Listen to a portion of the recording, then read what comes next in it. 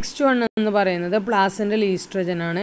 ഇത് ചെയ്യുന്നത് എന്താണെന്ന് വെച്ചിട്ടുണ്ടെങ്കിൽ യൂട്രൈൻ മയോമെട്രിയത്തിൻ്റെ ഗ്രോത്തിനെ സ്റ്റിമുലേറ്റ് ചെയ്യുകയാണ് ചെയ്യുന്നത്. പിന്നെ growth and development of mammary glands, mammary ഗ്ലാൻസിൻ്റെ ഗ്രോത്തിനെയും ഡെവലപ്മെൻറ്റിനെയും സ്റ്റിമുലേറ്റ് ചെയ്യുന്നുണ്ട്. അതേപോലെ ഗൊണാഡോട്രോപ്പിനെ സപ്രസ് ചെയ്തിട്ട് suppress gonadotropin secretion by pituitary ഗ്ലാൻഡിൽ നിന്നുള്ള സെക്രീഷനായിട്ടുള്ള ഗൊണാഡോട്രോപ്പിനെ സപ്രസ് ചെയ്യുക. അതേപോലെ യൂട്രൈൻ മയോമെട്രിയത്തെ സ്റ്റിമുലേറ്റ് ചെയ്യുക. Growth and development of mammary glands അതിന് സഹായിക്കുക എന്നുള്ളതാണ് പ്ലാസൻ്റൽ ഈസ്ട്രജൻ്റെ ഫങ്ഷൻസ്.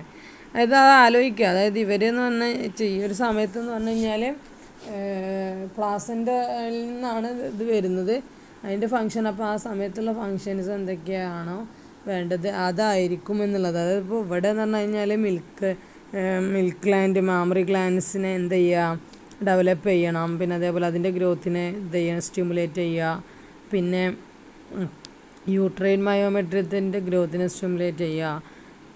പിറ്റ്യൂട്ടറി ഗ്ലാൻഡിൽ നിന്ന് ഗൊണാഡോട്രോപ്പിൻസിൻ്റെ സെക്രീഷൻ ഉണ്ട്, അതിനെ എന്താ ചെയ്യുക, സപ്രസ് ചെയ്യുക. അതിന് കാരണം എന്താ, ഈ ഗൊണാഡോട്രോപ്പിൻസാണ് ഓവുലേഷൻ, പ്രഗ്നൻസി ടൈമിൽ ഓവുലേഷൻ ഉണ്ടാക്കുന്നത്.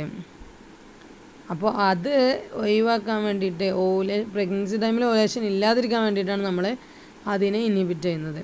ഓക്കെ, ഇനി പ്ലാസൻ്റൽ റിലാക്സിനാണ്. ശരിക്കും പ്ലാസൻ്റൽ റിലാക്സിൻ്റെ ഫങ്ഷൻ എടുത്ത് നോക്കുകയാണെന്നുണ്ടെങ്കിൽ പ്ലാസൻ്റൽ റിലാക്സിൻ ഫങ്ഷൻ മാത്രമല്ല കെമിക്കൽ നേച്ചറും നോക്കുകയാണെന്നുണ്ടെങ്കിലും എക്സാക്ട്ലി സെയിം ആണ്. നമ്മൾ നേരത്തെ പറഞ്ഞ റിലാക്സിൻ ഉണ്ടല്ലോ, ഓവറിയിൽ നിന്ന് റിലീസ് ചെയ്യുന്ന റിലാക്സിൻ്റെ എക്സാക്റ്റ് സെയിം ഫങ്ഷൻ തന്നെയാണ് പ്ലാസൻ്റൽ റിലാക്സിനും.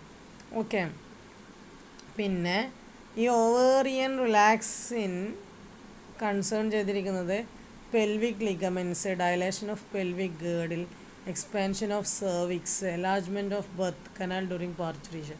അതായത് നേരത്തെ പറഞ്ഞ സെയിം ഫങ്ഷൻസ് തന്നെ.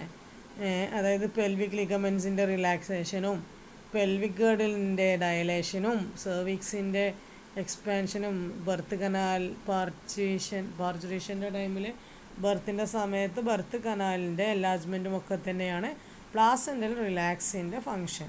അപ്പോൾ ഇത്രയുമാണ് നമ്മുടെ പ്രധാനപ്പെട്ട പ്ലാസൻ്റൽ ഹോർമോൺസ്. പ്രധാനപ്പെട്ടതെന്ന് ഞാൻ ഉദ്ദേശിച്ചത് ആദ്യത്തേതാണ്. പിന്നെ അതേപോലെ ആദ്യത്തെന്ന് പറഞ്ഞാൽ നമ്മൾ പറയുമ്പോഴുള്ള ആദ്യത്തെ കേട്ടോ.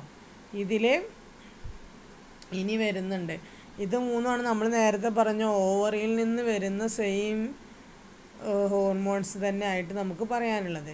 ഇനി വേറെ ചില ഹോർമോൺസ് വരുന്നുണ്ട്, ഇനി അത് ഏതൊക്കെയാണ് എന്ന് നമുക്ക് നോക്കാം.